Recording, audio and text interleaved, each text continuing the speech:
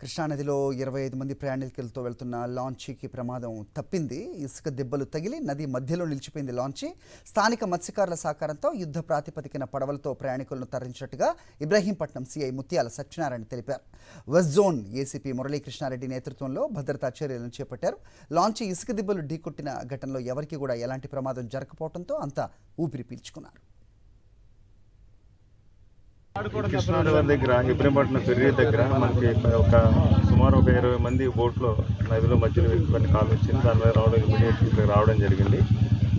ఇక్కడ local fishermen committee వాళ్ళతో మనం మాట్లాడి ఇమీడియట్గా 2 బోట్లు మన కానిస్టేబుల్స్ని ఇచ్చి ఇమీడియట్గా లైఫ్ జాకెట్స్ తోటి అక్కడికి పంపించడం జరిగింది వాళ్ళ దగ్గరికి. ఈ మధ్యలో మనం ఎస్డిఆర్ఎఫ్ కూడా ఇన్వైట్ జరిగాము. మంగళగిరి వాళ్ళు కూడా బయలుదేరారు. ఈలో ఫిషర్మెన్ రెగ్యులర్గా తిరిగేవాళ్ళు బోట్ తోటి 2 మోటార్ బోట్లతోటి వెళ్ళి అక్కడ ఉన్నటువంటి వాళ్ళని బోట్లోకి ఎక్కించుకొని ఒడ్డుకి తీసుకురావడం జరిగింది. టోటల్గా 32 ఉన్నారు. అందరూ సేఫ్గానే ఉన్నారు. ఒక 1 అవర్ వరకు వాళ్ళు అందులో వెయిట్ చేశారు. ఇసుక మ్యాట ఎక్కువ ఉంది, వాటర్ లెవెల్ తగ్గింది. ఇసుక మ్యాట ఎక్కువ ఉండడం వల్ల ఇసుక తగిలి ఆగిందని చేస్తారు. అది ఇంకా పూర్తి స్థాయిలో వెరిఫై చేస్తారు.